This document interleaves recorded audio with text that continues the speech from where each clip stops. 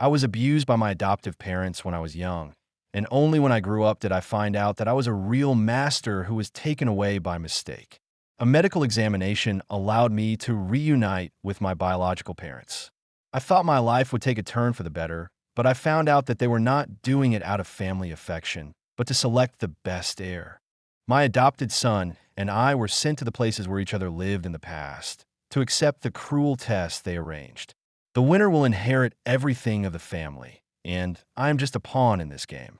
When I got on the time machine, the host helped me put on the helmet, and sitting opposite was the fake young Master Ryan who seemed to have never experienced any hardship. He raised his eyebrows at me complacently, as if to say, "This is just a little game I went through." The scene in front of me was almost identical to the baby swap plot commonly seen in novels about wealthy families, except that this time, I was the real young master who was taken away by mistake. When I was a child, I was abused and tortured by my adoptive parents, while Ryan was wearing designer clothes and preparing to study abroad in an international school.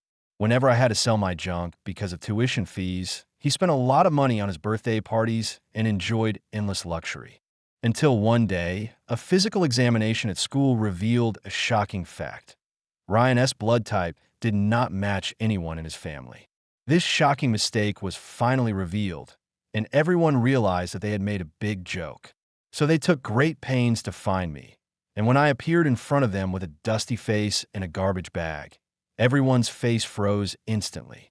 After being taken home, I was placed in the servant's room, but Ryan still lived in the house and had no intention of being driven away. Facing all this, I finally couldn't help asking him, "Why are you still here?" Ryan's eyes instantly turned red, and he whispered, "If my brother doesn't like me, I can leave. I know this family can't accommodate me." His words threw the whole family into chaos. My biological parents and sisters came over to comfort Ryan and even blamed me. No matter what the blood relationship is, I only recognize him as my brother. My sister angrily threw down the chopsticks in her hand and glared at me fiercely, as if I was the one who was wrong. I took a deep breath and said calmly, "Do you want me to remind you? I wasn't taken away by mistake. I was switched on purpose. The more than 10 years of life he enjoyed originally belonged to me." Everyone was stunned when these words came out. My sister threw down her chopsticks even more vigorously, as if she wanted to kick me out of this family completely. And then I have been siblings for so many years, and we don't care about blood relationship at all. You are the one who should get out. Her tone was full of disdain. I glanced at the people in front of me and sneered in my heart. Just as I was about to leave and live my wandering life again, I was stopped by my father's serious voice. "That's enough." My father's voice broke the tense atmosphere in the room. He stood up and looked at all of us with a cold gaze. "If you want to argue about who should go and who should stay, our Yi family cannot tolerate dishonest people. It just so happens that the company's new product is a time machine. If any of you performs perfectly in another person's life, I will keep him or her." As soon as these words came out, the whole room fell silent. My father's proposal seemed fair, but I knew that I had almost no chance of winning this game. After all, Ryan had received many years of good education, and I, a child from a farmer's family, had no such advantage at all. However, they totally underestimated me.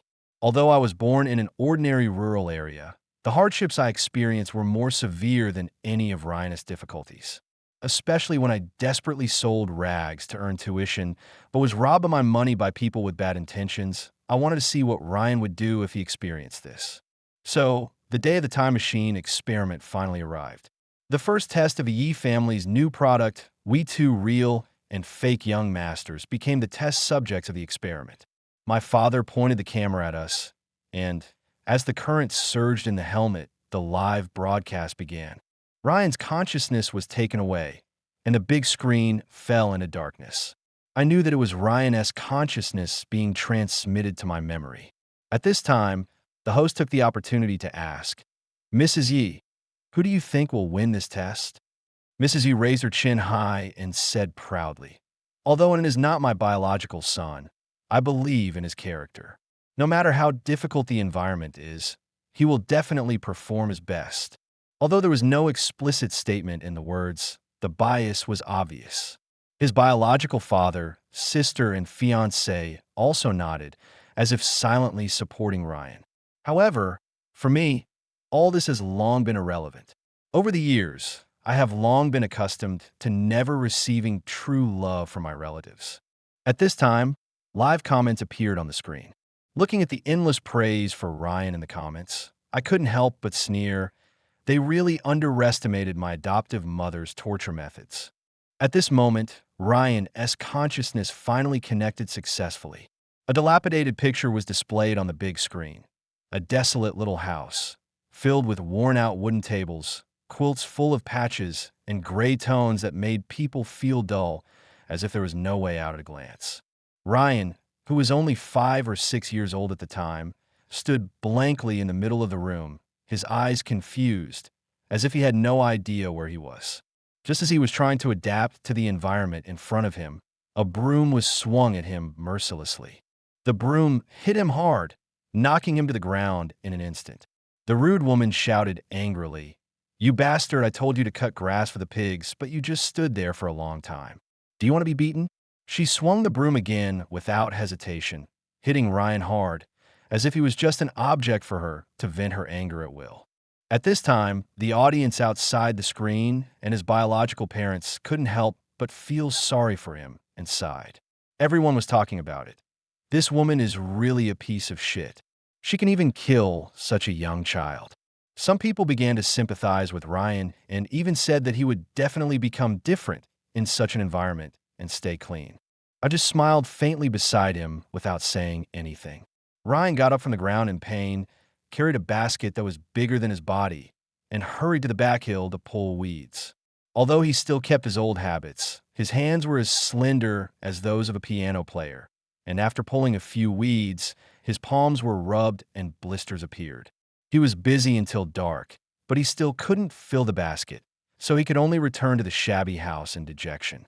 The foster mother glanced at the empty basket and was immediately furious. "Why did you only pick so little? If you dare to be lazy tomorrow, I will skin you alive." After that, she threw a dirty little bowl in front of Ryan and said, "Eat it, you wasteful thing." Ryan lowered his head, looking embarrassed. Although he still retained his original good education deep in his heart and could not stand such a dirty bowl, he could only pick up the bowl and reluctantly eat the last grain of rice until his stomach still felt empty. He looked up at her carefully and whispered, "I'm not full yet." However, what he got in return was a slap from his foster mother. "You only know how to eat. You haven't done much work, but you have a big appetite." Her tone was full of malice and impatience. "Get out of here." The audience cursed one after another, expressing their anger at the adoptive mother's behavior. However, I just smiled faintly and said nothing more. After all, this kind of life will continue for more than 10 years, and Ryan will have to go further and further on this muddy road. Seeing the smile on my lips, my sister, who is known as a business elite, finally couldn't help it and stared at me angrily. "Do you have a conscience? Your brother was beaten like that, and you can actually laugh." The audience couldn't help but nod their heads after hearing her words, as if all the blame fell on me. I shrugged. Facing all this, I didn't feel angry. After all, what Ryan experienced was exactly the path I once walked. What she is experiencing now is exactly the life I used to live. My adoptive mother might be Ryan's biological mother. Everything in this world seems to have been predetermined. Attention was attracted by Ryan on the screen again. The work assigned to him by his foster mother covered almost all the trivial matters: herding cattle, mowing grass, cleaning, and harvesting rice, but Ryan had never done these rough jobs. Every day he was beaten for not completing the tasks, and the house was a mess. The audience, who originally thought Ryan was elegant and smart, began to become silent and even felt guilty for their misunderstanding. However, this young child, despite the hunger and abuse, still lived strong. Finally, one night, he couldn't bear it anymore, sneaked into the kitchen at night, and wolfed down the chicken legs left by his adoptive mother. As a result, when his adoptive mother found out, she beat him half to death, and the scars left by the cane were forever imprinted on his skin. who had originally praised Ryan for keeping himself clean, were now speechless and stood there in a daze. Some began to feel embarrassed about their previous remarks and lower their heads. One day, my foster mother asked Ryan to light a fire to cook again. He put in a lot of dry firewood, as usual, but he couldn't light the fire. He was very anxious because he was worried about being beaten, so he continued to add coal to the calm. Seeing this, I said, "He shouldn't do this." The fiancé frowned and said dissatisfiedly, "Do you want to see him get beaten on purpose? If you don't light the fire quickly, that crazy woman will start to attack." Ryan on the screen quietly. Finally, the foster mother walked into the room and saw that Ryan still couldn't light a fire. She kicked him and said, "Stupid thing, you only know how to waste time. You can't even do such a small thing as lighting a fire." I stood in front of the screen and explained softly, "Before starting a fire, you must first use burning paper as a fuse, otherwise you can't light a fire at all, and you're just wasting coal." The host's expression immediately became admiring. He obviously didn't expect that I actually knew these old rural tricks. At this time, the audience's eyes began to change a little, and the hostile eyes gradually disappeared. But I didn't care. My eyes were always fixed on the screen, staring at the little Ryan. Soon, things took an important turn. Back on my first day of school, my biological parents said to me coldly, "Aaron is a good student and is destined not to do these dirty and tiring jobs. Once he goes to school, everything will be fine." I thought these words were a turning point in my life, but Ryan on the screen waited for a whole day, but never received a notice from the village committee. He couldn't help but go to his adoptive mother and asked, "Mom, why can't I go to school like other children?" The foster mother immediately pushed him away and said coldly, "Why go to school? It's a waste of money. Don't go." This reaction stunned everyone. They didn't expect this to happen, and their eyes turned to me. I just looked at the screen calmly, without the slightest surprise. A foster mother who thinks it's a waste to even give me a bite of food is a waste. So how could she spend a penny to support Ryan's education? My sister immediately frowned and questioned me. "Didn't you go to school? Why can't in? What did you do?" She spoke with such self-righteousness, as if I owed her family 100,000 or 8,000 yuan. Looking at her, I couldn't help but roll my eyes and said impatiently, "It's not easy for rural children to study. If you don't fight for it, you expect others to help you." However, Ryan has lived a life in a greenhouse since he was a child and did not realize this at all. He always thought that when he was old enough to go to school, his family would arrange everything for him. Seeing this, I couldn't help but recall my own experience. When I was harvesting wheat, I helped the cadres of the village committee with some things, and my family received help from the village committee several times. So, they agreed to help me go to school. Because of this, I had the opportunity to embark on the road of studying. As soon as the words came out, some people in the audience began to agree. He is right. I am also from the countryside, but my family has a close relationship with the village committee, and finally I succeeded in going to school. However, Ryan was not prepared at all. It was not until the government issued a notice that children of school age must receive compulsory education that he was forced to report. But at that time, he still could not afford the tuition. Without any tuition support, Ryan could only carry a basket to the back mountain every day to pick herbs and then take them to the town to sell for money. The school was far from home, so he had to leave several hours in advance. He even wore out several pairs of shoes, but he still had no money to buy new ones. Although he thought that going to school was the only chance to change his fate, Ryan had almost no rest time under the dual pressure of studying, traveling, and working every day. In class, he often fell asleep because of fatigue, and he could not understand what the teacher said at all. After one semester, his grades were at the bottom of the class. His clothes were shabby, and almost no classmates wanted to be friends with him. Ryan felt desperate. At this time, the audience began to defend him. "Living in such an environment, you are lucky not to have gone crazy. Who cares about grades?"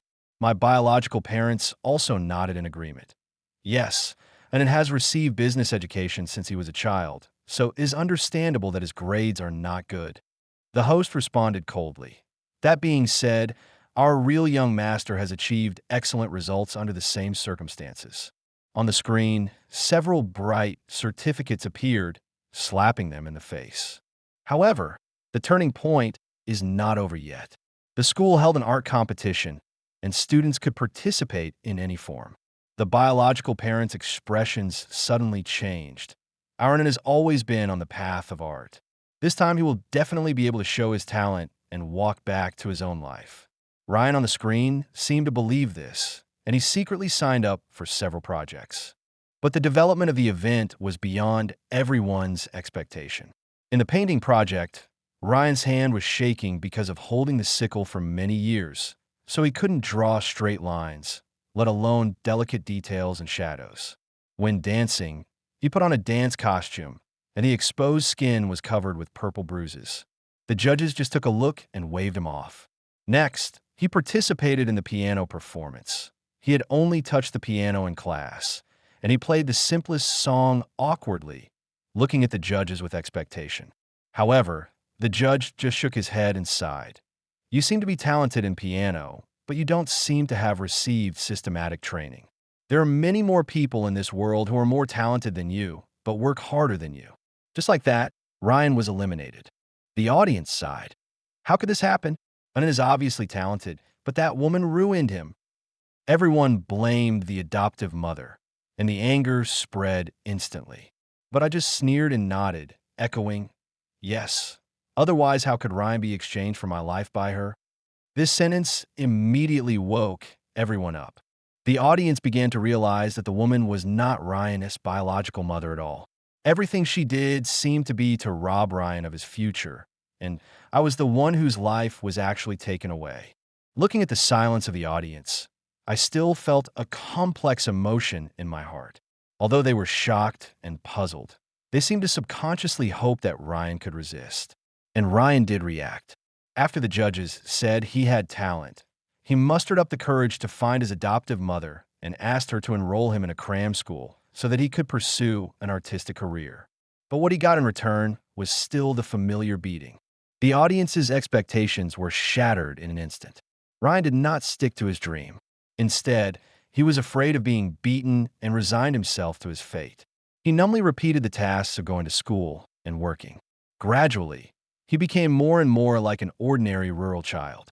Nothing seemed to have changed. When I saw the disappointment in the eyes of his biological parents, I realized more clearly that businessmen are always the most selfish. What they want is never their own children, but the elites they have cultivated as tools to seek profits. However, Ryan was not stupid. Although he was suppressed endlessly, he did not fall into the trough for too long. Soon, he realized that the only way to change his fate was through reading. So, he studied late into the night every day, finished his work quickly before dawn, and rushed to school just to read more books. After a long period of hard work, Ryan's grades began to improve. Just when everyone thought that he would finally have a chance to turn things around, his adoptive mother suddenly prepared a sumptuous meal for him. Fish and meat, delicious and fragrant. Ryan, this was almost the most luxurious meal in his life. He was stunned, swallowed his saliva, and couldn't hide his doubts. The audience below the stage talked about it. Why is this woman so nice all of a sudden? Has she found her conscience? Some people even began to speculate whether it was because the college entrance examination was approaching and the adoptive mother thought Ryan was a potential scholar and wanted to please him. But only I know that the adoptive mother's mind is much more vicious than these. After Ryan finished his meal, there was a sudden sound of gongs and drums outside the yard, and a number of red sedan chairs entered the yard. An old man in wedding clothes smiled at the adoptive mother, and then the adoptive mother pushed Ryan's shoulder and coldly ordered, "Go. Go with your future, woman." Ryan realized what happened instantly. He cried and tried to escape, but was forced into a sedan by several strong men. The audience was shocked and gasped. Why is there still such a bad habit of selling sons? Have you experienced this? I nodded calmly and said, back then, my adoptive mother wanted me to marry a 70-year-old woman in exchange for a 20,000 yuan betrothal gift. The audience suddenly fell silent and their eyes turned to me. My biological mother frowned and looked at me with an ambiguous expression. So you agreed? The reproach in her tone made me sneer in my heart. Of course I don't agree, I smiled. Otherwise, how could I become the city's top student and have the mayor personally pick me up? In the end, I didn't go. After saying this, the audience was speechless. After all, Ryan's current grades were at best enough to get into college, which was far from being the top student. No one would come to save him. However, Ryan still could not escape the shackles of fate. Because he refused to compromise, his legs were broken and he was forcibly sent to the old woman's house. He could not even take the college entrance examination. As time passed, Ryan was finally rescued, but he was no longer the hopeful child he once was.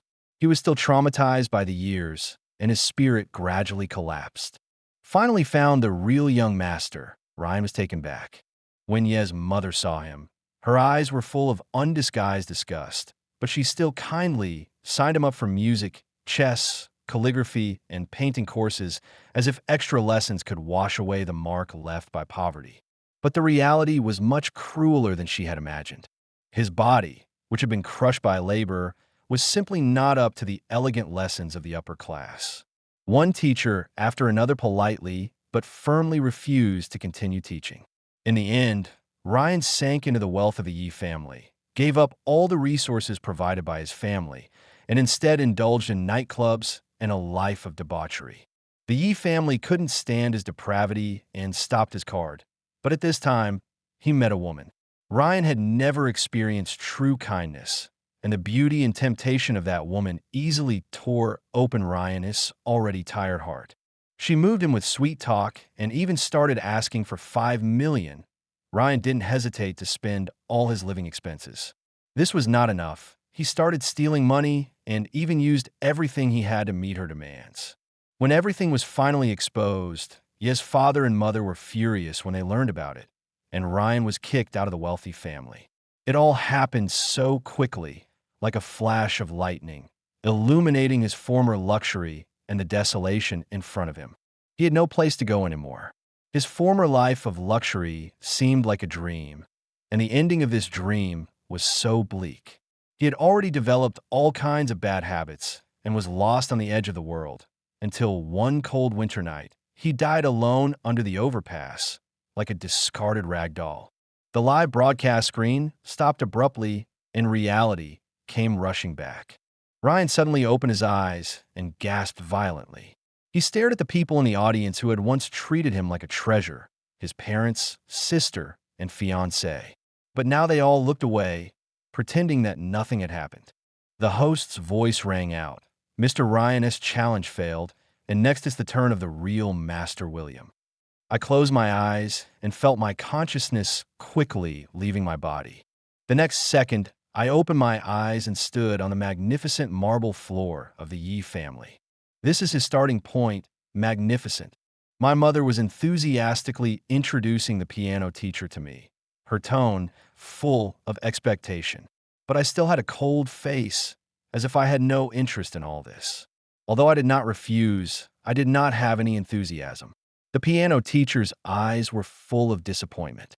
He told my mother implicitly, "Your son is very serious when studying, but he really has no talent and is too rigid. I suggest you change to something else to learn." Upon hearing this, the mother's eyes were immediately filled with deep disappointment, and the audience sneered, as expected. In the following days, I did not give up. I spent all my gaming time in the piano room. If I didn't play well once, I would practice 10 times. If I didn't play well 10 times, I would practice 100 times until my fingers were numb. At the end of the practice, even my mother could hear the changes in my playing and was so surprised that she couldn't close her mouth. She hurriedly called the piano teacher, who was also shocked by my progress, and asked me, "How did you do it?" "You understood the emotions in the song in one day."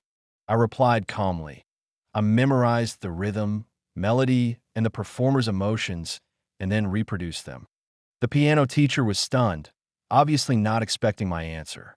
At that moment, they finally realized that my talent was not in elegance, but in learning itself. After piano, I was assigned to learn flower arrangement, calligraphy, computer, and art painting. I tried everything, but was not good at any of them. My mother gradually began to doubt whether I could only be useful in rote memorization. One day, on my way home, I saw an old man playing Go a stall. He claimed that if you could solve the deadlock in front of him, you would win 1,000 yuan. Many people in front of him had failed in the challenge, but the old man had a winning smile on his face. Looking at the people next to me, I suddenly became interested and sat opposite him. It only took me a few moves to easily solve his deadlock and win. The old man was stunned and said to me with a smile, "Young man, it would be boring if you had read the chess record in advance." I shook my head calmly and said, "I have never played Go before." At that moment, I realized that I had excellent logical ability and could always quickly grasp the key points in learning. After I returned home with the gold medal from the provincial competition, my parents finally began to reconsider me. Originally, they had focused all their attention on my sister, intending to let her inherit the family business, and I was intended to be used as a tool for marriage. But now, my parents began to change their minds and consider letting me join the ranks of inheriting the family business. My excellence made my sister feel a sense of crisis. She used to sneer at my ability, but when she saw my outstanding performance in software operation, she was finally convinced by my strength. There are rumors that the Yi family has two excellent heirs who will shine in the business world in the future. However, at this time, the Yi family discovered a shocking fact. I was not the real young master of the Yi family, but a fake young master. What happened next completely shattered all my illusions. This is a game of fate and identity, and my true identity is the ultimate suspense. The challenges I have experienced are far from over.